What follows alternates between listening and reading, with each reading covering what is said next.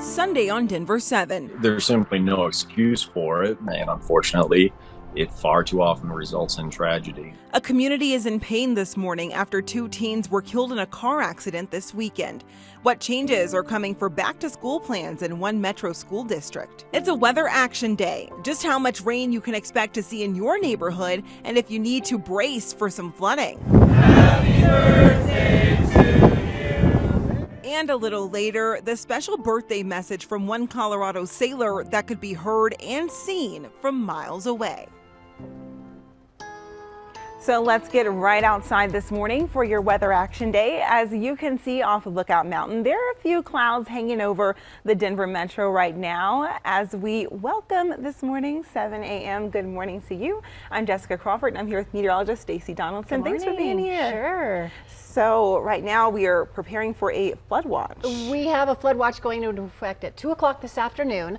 So we're expecting heavy afternoon thunderstorms later on today. As for conditions outside now, it's beautiful from Winter Park to Westminster, downtown Denver, looking great. But as we go through the rest of the morning, we'll have 70s up through about 11 a.m. and then into the 80s after that. And our high today, 85 degrees. We'll see some heavy rain into the afternoon and evening. So we're going to keep a close eye on that as these thunderstorms develop. Temperatures in the mid to upper 60s here at this point. Up in the mountains, we have temperatures in the 40s and 50s from Leadville to Aspen into Eagle, and 60s near Grand Junction. So the flash flood watch in effect here for the Front Range and down into eastern Colorado from 2 o'clock until 11 o'clock for 1 to 3 inches in less than an hour. So the thunderstorms that show up today could be very heavy at times here, especially around the metro area. So we're going to watch this as we go into the afternoon and evening. In the meantime, enjoy your morning. Our temperatures are nice and mild out there, but we'll talk more about how much rain we expect and kind of the time frame coming up in just a little bit.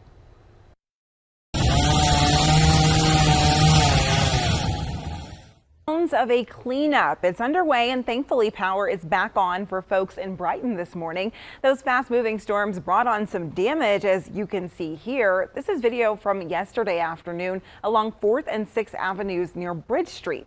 Late last night, United Power reported all of their customers' power had been restored after hours of blackouts.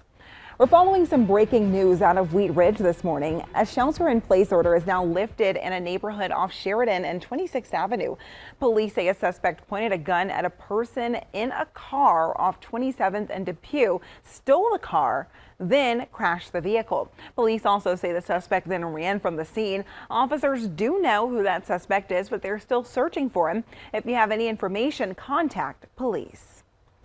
And here are some other stories that we're following for you on your Sunday. Fort Collins police need your help finding an armed burglary suspect. Police say the suspect walked into the 7-Eleven off West Horsetooth Road yesterday afternoon with a semi-automatic rifle. The suspect then yelled at customers to leave the store while the clerks remained inside. The suspect allegedly waved his gun at employees until they gave him money from the cash registers. He then left the store.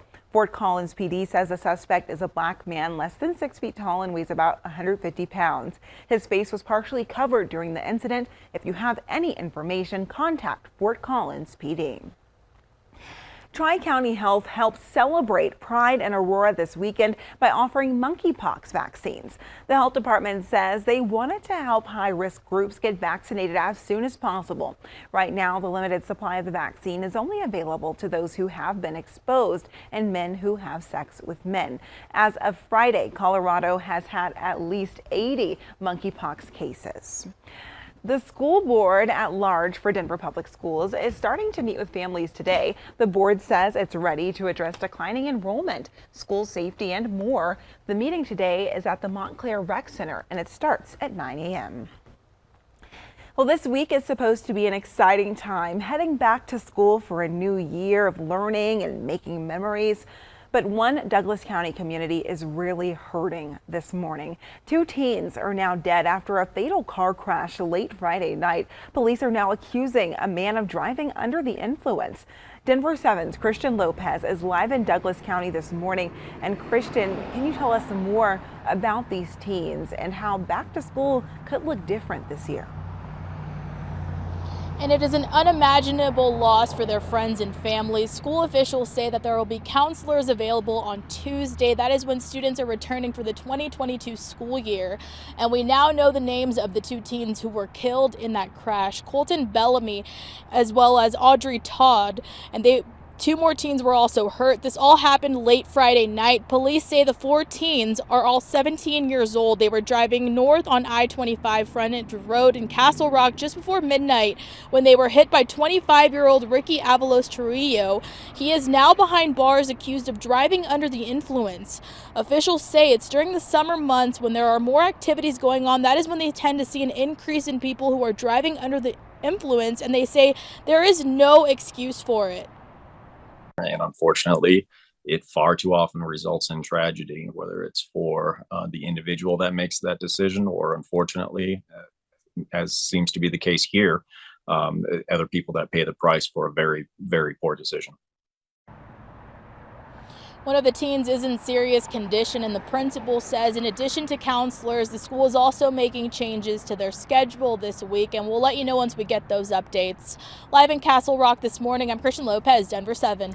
And Christian, thank you. While we wait for those updated plans from Dougco, here's a look at the start dates for other schools that are opening their doors for the year. Aurora and Adams 14 start school on Tuesday. 27J and Greeley Evans start this upcoming Thursday. And our largest districts, Jeffco and Denver, start later in the month.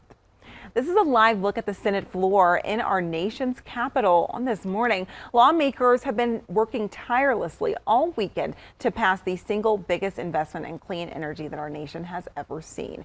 ABC's Christine Sloan has the story.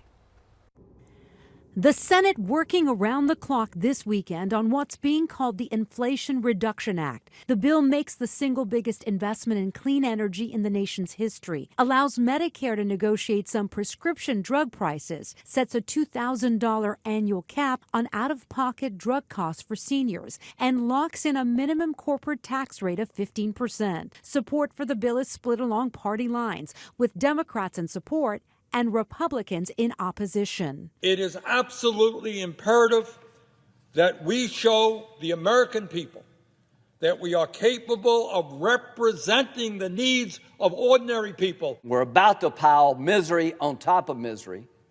We're about to increase gas taxes at a time you can't afford it. The Senate voted to begin debate Saturday evening after Vice President Kamala Harris cast a tie-breaking vote in favor. The Vice President votes in the affirmative and the motion to proceed is agreed to.